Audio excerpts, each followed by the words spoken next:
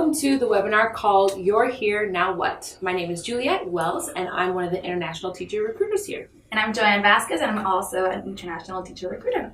Perfect. So you just saw our colleagues Ronald and Harris describe what to pack and how to prepare. Now Joanne and I will just specifically focus on what to do when you actually get here. I know you have a lot of questions, so we'll go ahead and start with Day 1, Wednesday, the day you arrive.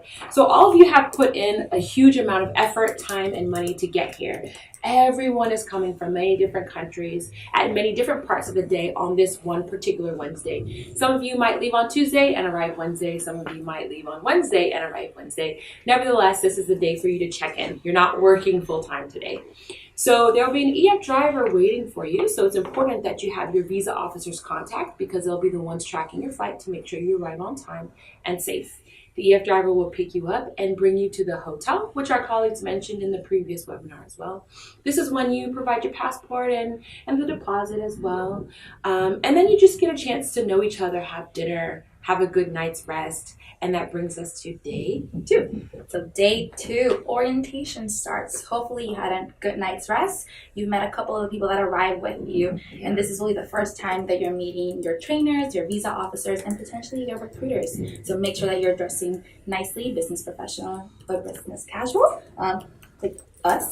And you're ready to start the day. You'll go through contract signing. You'll get a number of presentations from learning more about EF, health and safety. You'll have a nice lunch provided by EF as well. You'll get to try some local cuisines. And I think the most important part is that housing and presentation. You'll get that introduction into how to obtain an apartment here in Shanghai. Mm-hmm. At this time, you'll go through the option of opting in or out of a housing allowance, a cash advance. Yeah. It's up to you if you want to take it or not, but this will help you cover those initial costs that entailed in the apartment hunt here in China. So covering the deposit, an agency fee, and that first month's rent. So we want to make sure that you're comfortable and settled with your housing and all that. But keep in mind that this is in addition to the 10,000 RMB that we require. Exactly. We want you to bring with you, not necessarily cash, but just available so you're comfortable those first couple of weeks here in China. Mm-hmm. Also, very important, like our colleagues mentioned, bring all of your documents. This is the day that we need you to bring all of your documents with you in order to ensure a smooth visa process ongoing. Mm-hmm. So after your fun-filled day of day 2, that brings us to day 3, which is that Friday. So just remember, you're still coming into the office, so you want to, set a good example, be professionally dressed, business casual, and also some comfortable shoes because you will be walking as well. Depending on what city you go to, Shanghai might be different from Beijing, which might be different from Chongqing, Shenzhen, and Guangzhou. So this day, you may or may not go to the bank to set up your bank account. You might be thinking, oh my gosh, I've never been to China before. I don't even know what to do to bring for my Chinese bank account. It's okay. EF's got you covered. We'll have your passport. All you have to do is show up and we'll take care of everything from there. But depending on how big your group is, the bank takes a long time. So remember that Kindle that Harris said, something for home. Make sure you bring a book, maybe an iPad. I have my iPad and some of my mobile apps as well. Because it took us about 3.5 to 4 hours to get through the bank. Also, depending on the day, you may or may not do a medical check as well. A lot of people kind of worry about your medical check too. It is a group medical check. The one thing that you need to do to prepare is not eat that morning and not drink that morning either. So just manage yourself the night before because we want to get a good clean read on everything, and then just after that you'll be fine. Inside your EF bag will be a nice snack as well. So for me, when I came about 3 years ago, there was a nice pack of Oreos that I munched on right after my medical because I was absolutely starving, but that's okay. I think I ate mine before. You ate yours before? The day before, not the day of the medical, just before. The day before.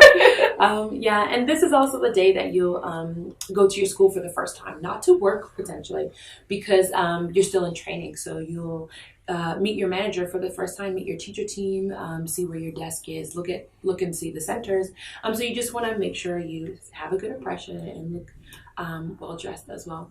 And that leads us to your first weekend in China, which is apartment hunting. So this these 2 days will be all about finding your apartment. You have full control of where you live and who you live with.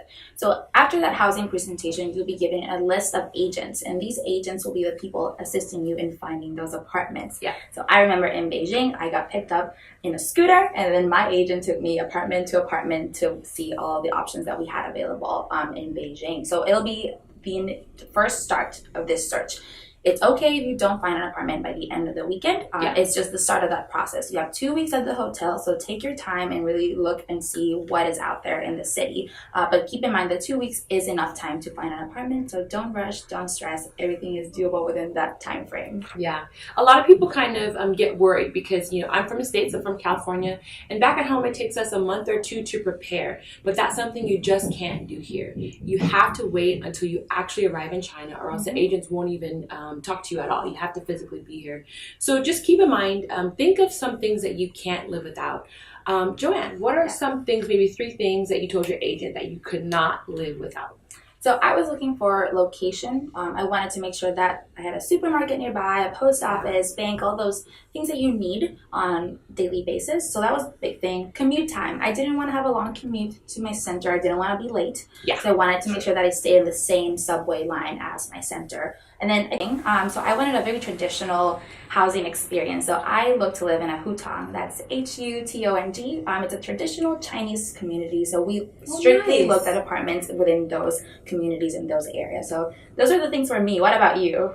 Juliet? So I was a kids and teens teacher here in Shanghai, and my school was a bit far out from the city center, which I actually liked because I didn't want to risk being late for school. But I wanted a less than 10-minute walk to the metro station. The main form of transportation is the subway or the metro.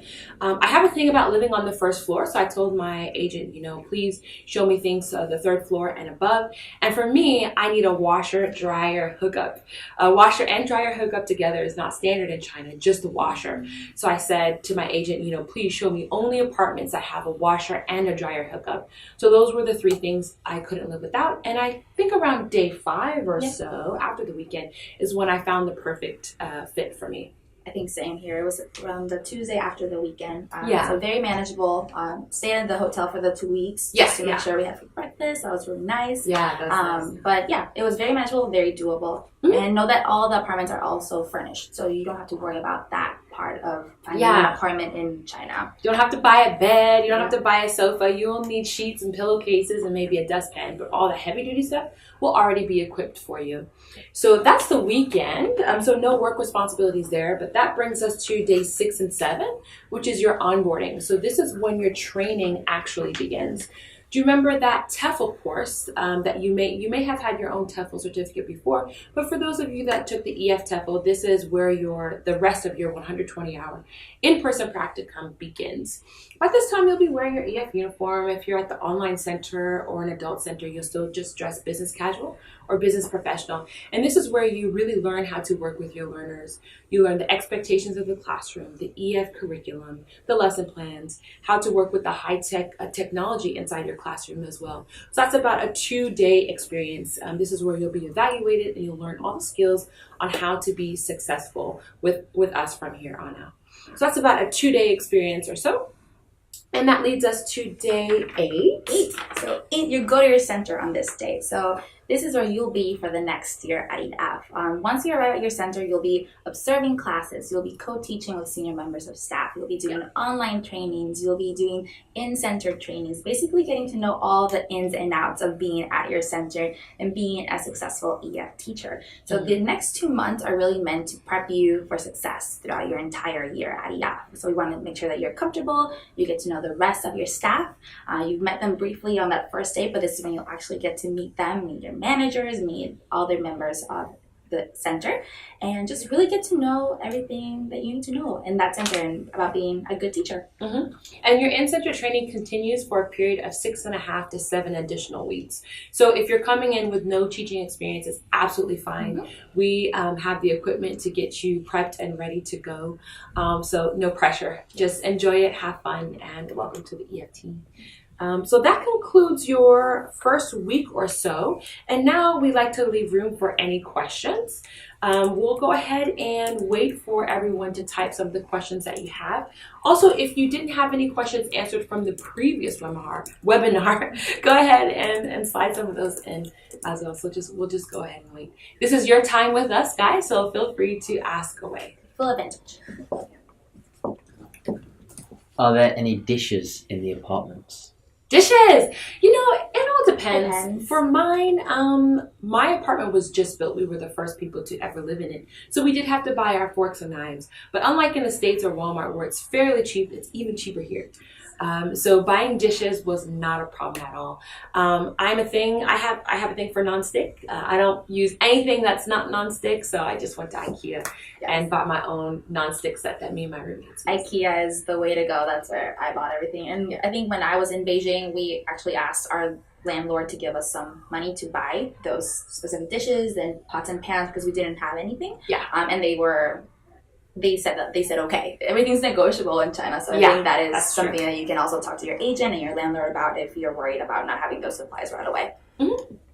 How easy is it to find coffee?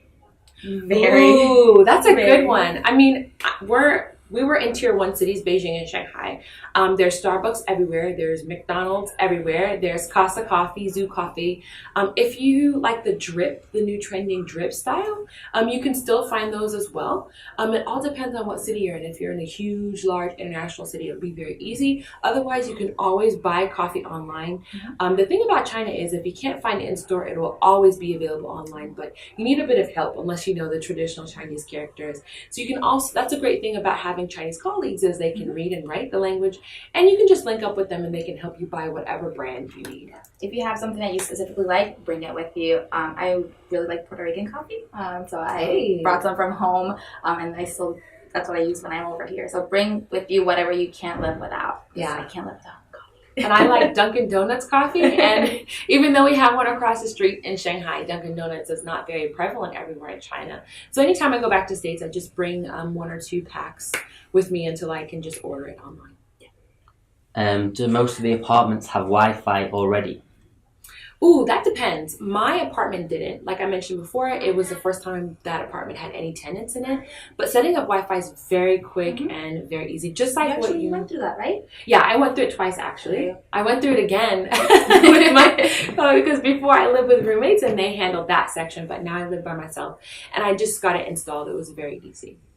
Mine was already available at the apartment, so I just paid the fee to my landlord. Well, I think if you guys ever think of more questions after this, just feel free to reach out to your recruiter. They'll be able to answer anything on your mind, and comment on the video below, and you can always ask